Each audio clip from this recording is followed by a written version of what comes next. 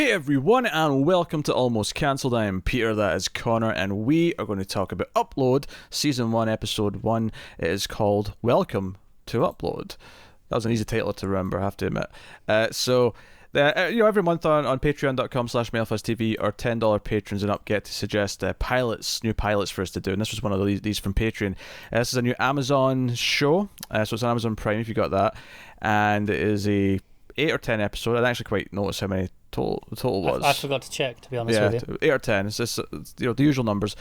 And it is a mostly half-hour show. The first episode's about 40 or so minutes, but most of the episodes are about half an hour. And it's a science fiction drama comedy about... Essentially, if you saw San Junipero from Black Mirror, it's kind of like taking that and just doing a show built around that idea of afterlife that's created in a computer that people can buy into and be uploaded, hence the title of the show. Yep. It's 10 episodes. 10 episodes, there you go. And the basic gist of the story in this first, that was Robbie Amell, who plays this character who's a coder, and he is actually working on his own version of this upload afterlife, but he is actually he dies under mysterious circumstances, and his girlfriend, who's kind of rich and snobby, kind of gets him into the fancy, rich version of the upload, kind of against his will almost, but he ends up in there. And our main character is Nora, and she actually works for the company that runs the particular upload that he's in there, the Lakeside, Lakeview, whatever it's called. And she's kind of she's kind of there to deal with the people who are going in. It's like they call them angels, people who actually sit and talk to the people once they're in the upload simulation, and sort of like ease them into it, and they're there to help them with any needs they have, and sort of talk them through what's happening and how it works and that kind of thing. That's the gist of the world that we're in. So it's sort of the near future, not super far. We've got some self-driving cars that are a bit more advanced, and I mean we have self-driving cars now, but not to the extent of these are this. properly self-driving. And, yeah. I think the big selling point of this show as well for a lot of people is it's by Greg Daniels, who's the creator of The Office. Yes.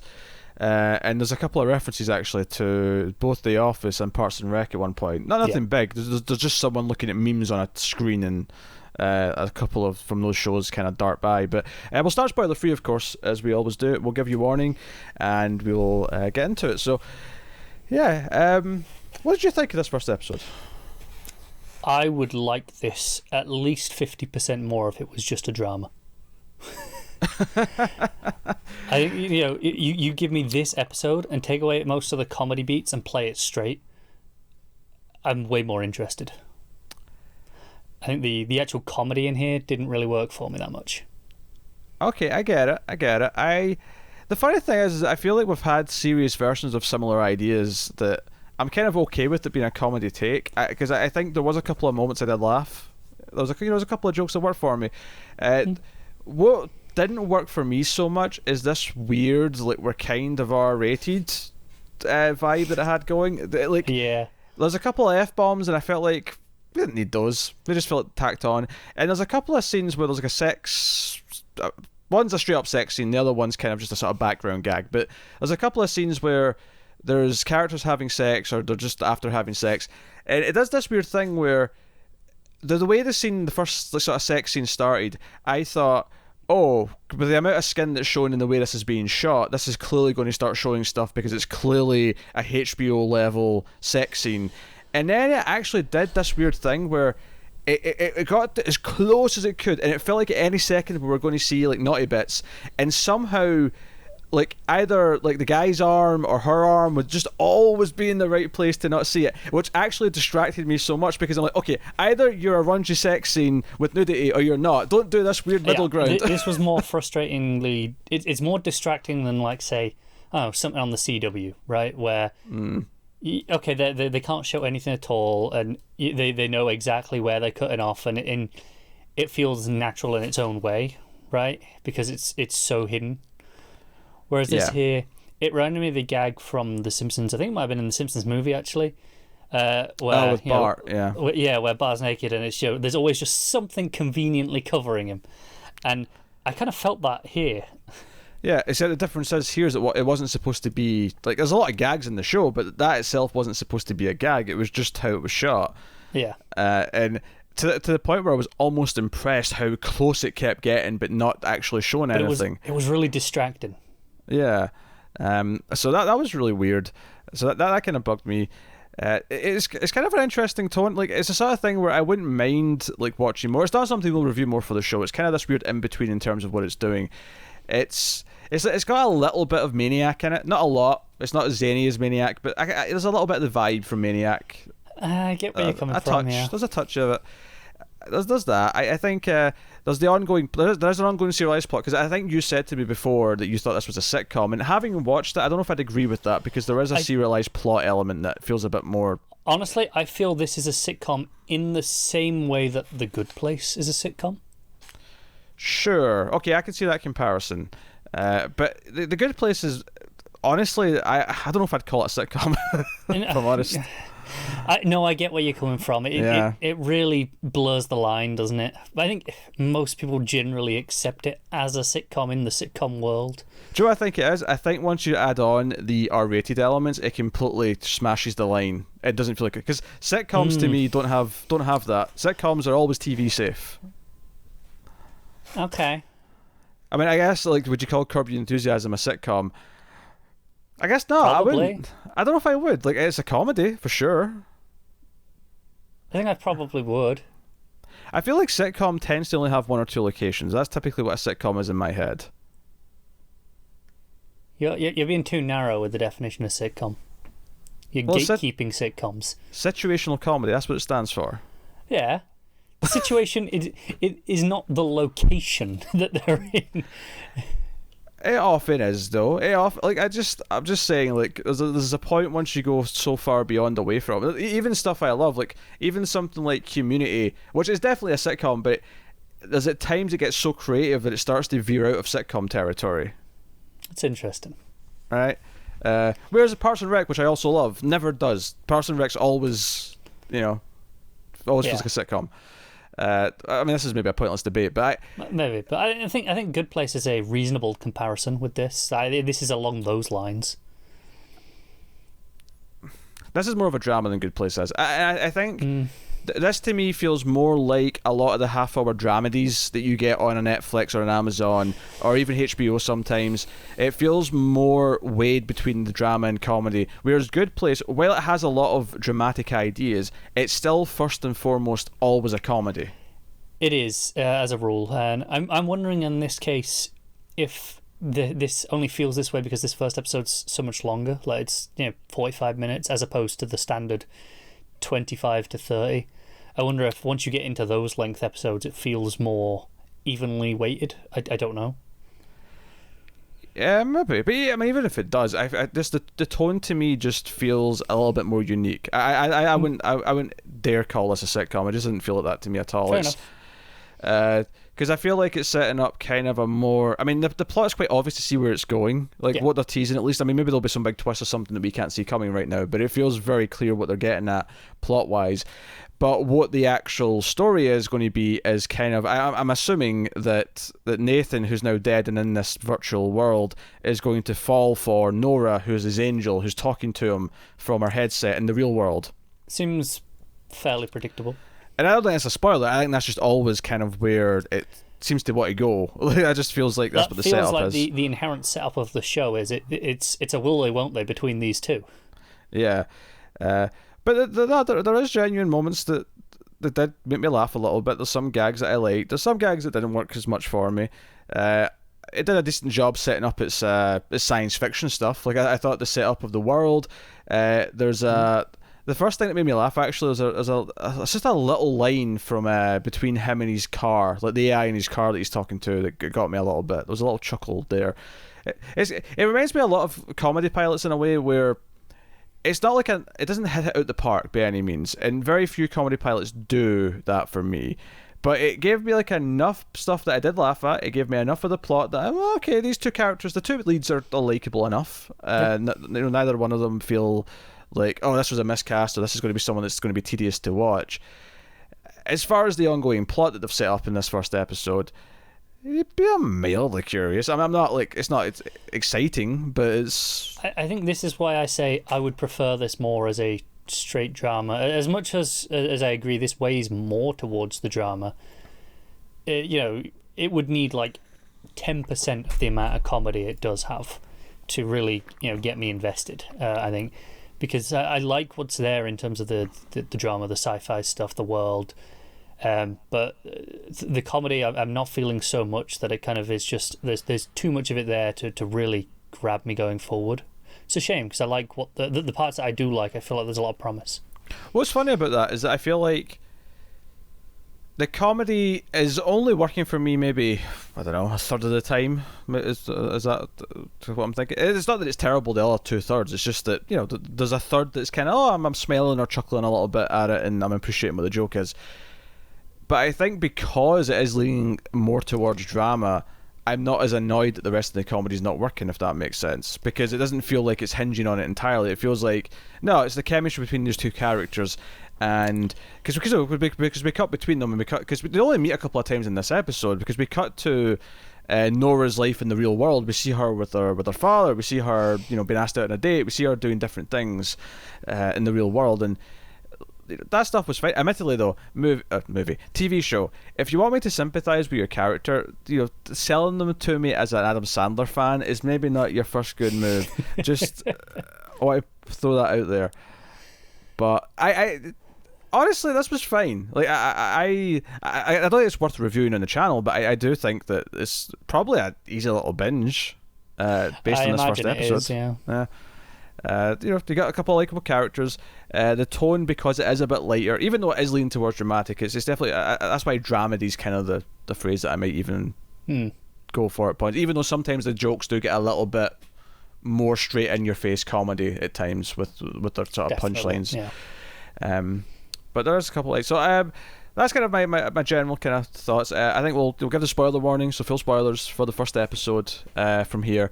I'll tell you what gag I liked early on. So he's playing video game. Well, actually, as he's playing video games, he takes control of his self-driving car with what looks like a PlayStation controller.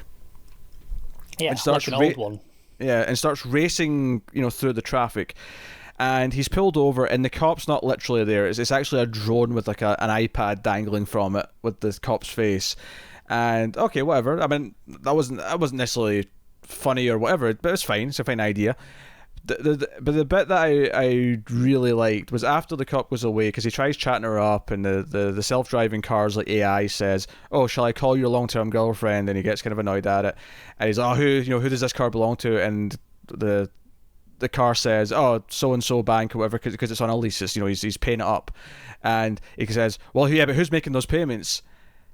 Something about the pause that happens before the computer or the AI eventually says, "You are." That's right, I am. But there was a long pause. It is quite a long pause, yeah. Yeah, like the AI actually didn't want to admit defeat. Like it knew that he'd got him.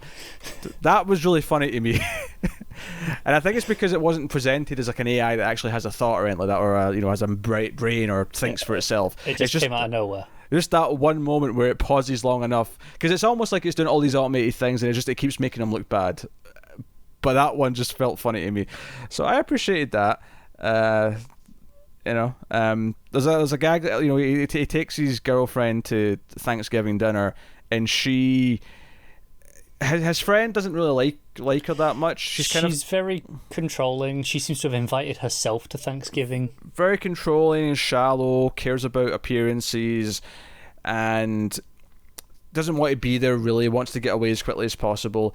She's annoyed at him because his niece comes up and says, "Hey, do you want to help me with my classical dance class?" And that's a bit of a gag in of itself, because it ends up being like mid-2000s music. Yeah, I can't remember what song it was now, but I definitely knew it. It was the one that it was parodied into Roll a D6. I don't know that one. I don't know that parody. It was G something.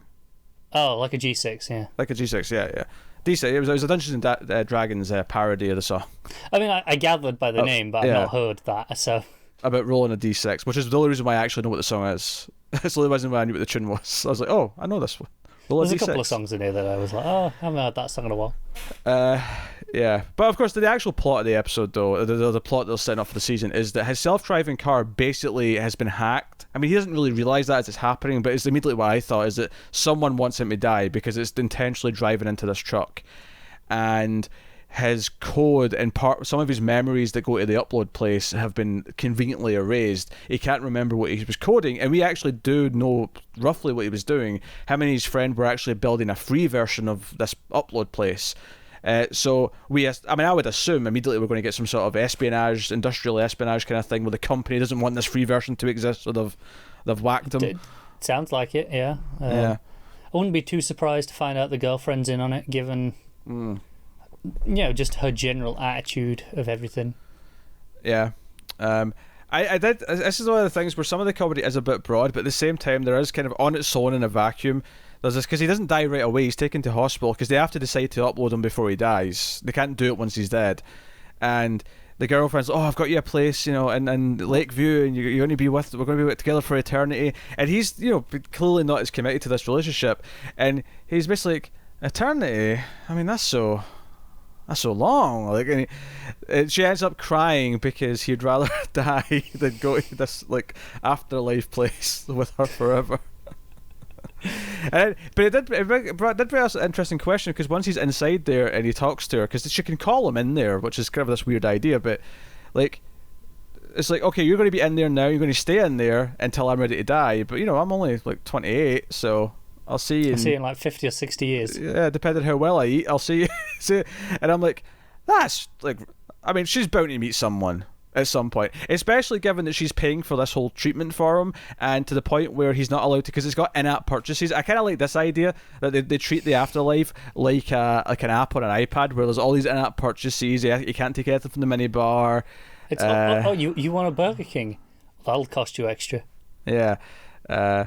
So I appreciate those little ideas, and the idea that all the leaves are watermarked with the company's logo, because that was the thing, because the episode starts with an ad for this place, and at the end it says Lakeview by Horizon, it's like, yeah, Afterlife brought to you by Comcast. That's what it felt like. I get that. Yeah, it definitely feels along those lines. So there was little touches that I kind of liked. It's one of those things where I sound fairly positive, and why am I not saying I'm going to watch the rest of it? Definitely, it's because it's perfectly fine, and I think it's doing a decent enough job at all the things it wants to do. Its biggest asset is probably the two lead characters are both pretty solid actors from what I've seen so far, who kind of hold the performances. Lucy has all these little moments where she's hiding the coffee she stole from her boss, and she's flipping people off. You mean Nora? What did I say? You said Lucy. I know where you got that from. Oh, yeah. Because Lucy's the name of the boss whose coffee she stole. Yeah, that's the name in the cup. Sorry. Yeah. I think that was a fair mistake. So, they're both likable enough, and I think that's to its credit, probably its strongest element. But at the same time, there's nothing super exciting. This isn't going for an ethereal, it's not posing big science fiction questions. It's using science fiction in a fun little way. It's poking fun at science fiction concepts, but it's not doing, these are really bad examples because they both had really disappointing seasons, but it's not trying to be Devs or Westworld. It's not doing these things. It is not. Yeah. Even though you could easily, and this is the thing, we've seen Black Mirror do this concept, you could just pivot a little bit, and all of a sudden we're into this weird territory where it's really ethereal, and it's doing it. But at the same time, I kind of like the approach, just because it led to the scene where there's this guy explaining that when there's a lot of people using the lake, the frame rate dips, and you can see people diving in the distance, the frame rate's slower. I'm like, that's an interesting thing to put in your show, but I like it. Yeah. It's interesting that that's an actual technique that people use in game development, where things in the distance will run at half the frame rate, just because they're far enough away you just don't notice, and it saves on the processing power a lot. I actually Resident Evil 2 and 3 use it, and I have to admit I do notice it. I can notice zombies in the distance going kind of if you're looking for, once you've noticed it or know it's there, you definitely notice it a lot, but until you do, they get away with it. It's frustrating because obviously I'm playing PC, which is much stronger on the consoles. It'd be nice to be able to just, have it go at full whack, because my PC can probably do it. Yeah. You'd think there should be an option for that. Yeah, maybe they'll patch it in later. It's always a possibility. If they haven't done it in the second one by now, then I think you're out of luck. That's probably true, but it's not impossible. Maybe with enough prodding, they'll do something. Eventually. That said, though, those games run very well. So maybe doing that would... I think we're complaining about it and nitpicking, going, "Oh, it's annoying when you notice it," but it's a valid trade-off if that's what you got to do to make the game look good and run well in the parts. Yeah, it's worth mentioning those games that I'm talking about both look amazing and run very well, even with modest hardware. So anyway, we're getting into game talk here, which people who are here for a TV review don't really care about. So anyway, the plot of the episode is that once he's in, there's a lot of little bits. There's a running gag where the Nora's not. She's let a bit of his hair stay sticking up, and he can't get it to flatten. He gets really offended at one point when one guy thinks he's wearing a wig because his hair looks kind of funky. And like the guy's explaining the rules of this place and how it works, and it's like interesting sci-fi elements of this world, and he's like, I don't give a shit about that. Just I'm really pissed off that you brought up my hair. Yeah, and he almost commits suicide by jumping into the data stream, which is weird that that's a place they can even access. Like, why is that definitely just visible? setting up something that it's more than just suicide. Yeah. But he's about to jump into it, and Nora puts on the VR headset and actually jumps into the world to speak to him. We should mention that they blow up his head before they upload him. Right. Well, it's not before. It's like it's after. Right after. It's the process of uploading results in a blown up head.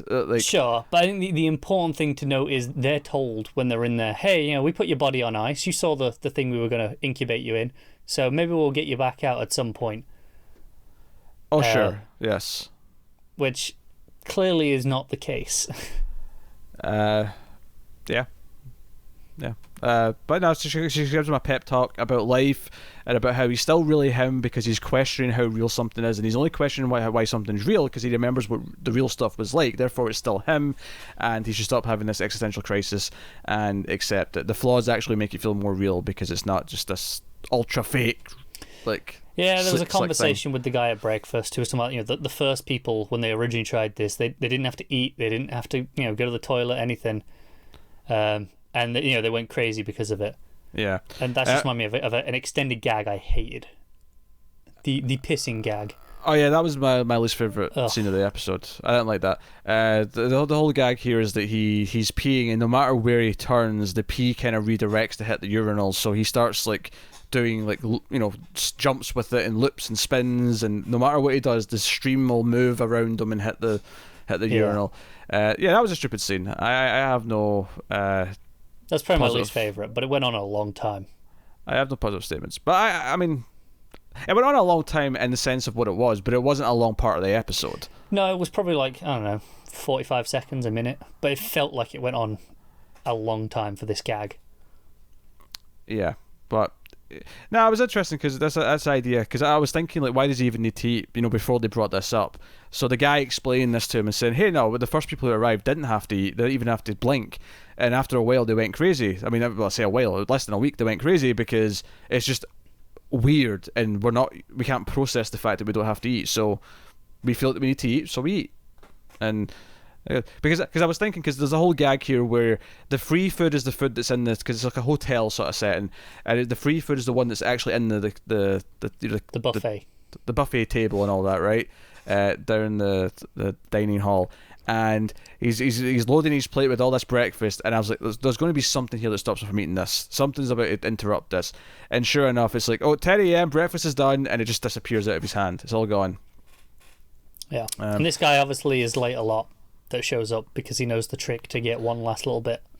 It's a glitch. Yeah. Which again, treating this like a video game, I actually kind of like those elements because it's kind of poking fun at loot boxes, it's poking fun at microtransactions, it's poking fun at glitches, at frame rate stutters. I think it's interesting that we got this and Mythic Quest, I think it was called, just a couple of months ago.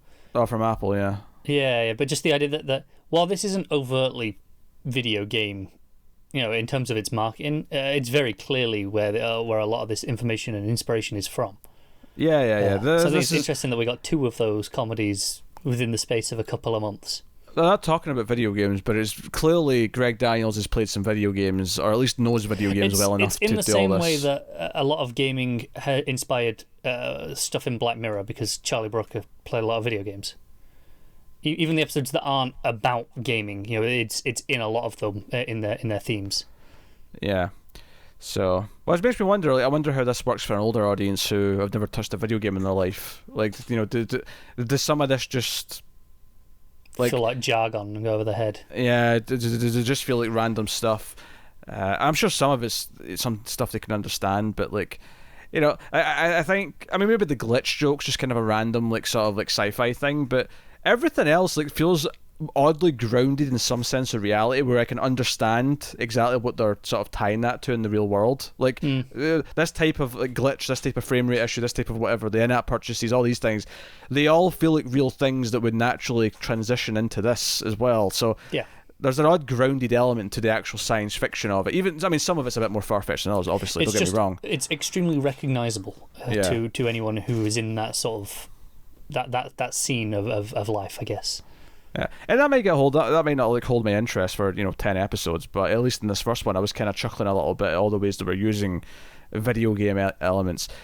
Whereas when we get to like the sex suit and we get to him being at his own funeral, although him being at his own funeral does offer interesting drama potential, and the question of like, is he technically really dead? I mean, he's still there. They can still talk to him. I mean, no, that's true, because there was a thing with the girlfriend near the start of Thanksgiving. She saw, it's like a grandma's 100th birthday next week, and they were like, oh, good for her for making it so long. She's like, oh no, she's in Lakeview. We're just all gonna go and visit, like put on some VR headsets and have a birthday party.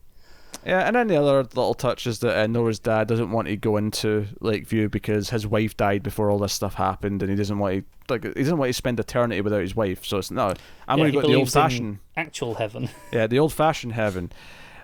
So it is prodding at these ideas. It does raise some of these interesting qualities, but it's the tone doesn't quite present them in the same way that a more serious science fiction story would, which isn't necessarily a problem because it's not trying to be that. And I think we can say that's less to our taste, but I don't actually think we can fault the show for that, because I think I agree. The show actually, in terms of what the show's setting out to do, I think is succeeding fairly well. My nitpicks for the show on its own terms would be the weird like sex scene stuff, the F-bombs just feeling like they don't really be, they don't need, they're just kind of tacked on, and maybe stuff like the pissing scene is just a dumb joke, but like for the most part, it's doing what it wants to do, and I can't really fault it in that sense. No, that's fair. It's why at no point, I really hope, I never actually called this bad. I don't think I did, because I don't think it is bad. I remember saying distinctly that I would like this a lot more if it was cut back on the comedy aspect and was more of a drama, because that would interest me significantly more. But that doesn't mean that this is bad. It just means this isn't what, it's not to my taste. It's not what I wanted out of it. Yeah, if I feel like having something on, even in the background to binge watch soon, like this could be a contender. Right? I mean, this seems like a fine little thing to throw on and let play whilst I'm doing some Photoshop work for the day or something. I don't know, whatever I may be doing. So, but yeah, it's not bad. Check it out if it sounds of interest. You might like it. And so you get Amazon Prime's where you get that. You can tell us what you think of the episode, or if you've watched more of it and want to recommend it to us or others, feel free to do so. We definitely won't be reviewing any more, but if you want to recommend that I go binge it at some point in my free time, then by all means. But you can, of course, let us know what you think. You can subscribe, and all that stuff. On YouTube, all that does help us. Helps YouTube's algorithm a lot. Spreads us out to more people. Shows up in recommendations, that kind of thing. You can support us financially over at patreon.com/MailFuzzTV for as little as $1 per month and get some bonuses for your trouble, as well as other stuff at the $5 tier, early access to some stuff and bonus episodes of other things. Go and have a look and see if you're interested in any of that. And otherwise, look forward to other TV stuff coming. We'll probably have another pilot review sometime later in the month, and we definitely have returning Agents of S.H.I.E.L.D. coming back, which we'll be reviewing episode to episode for its final season.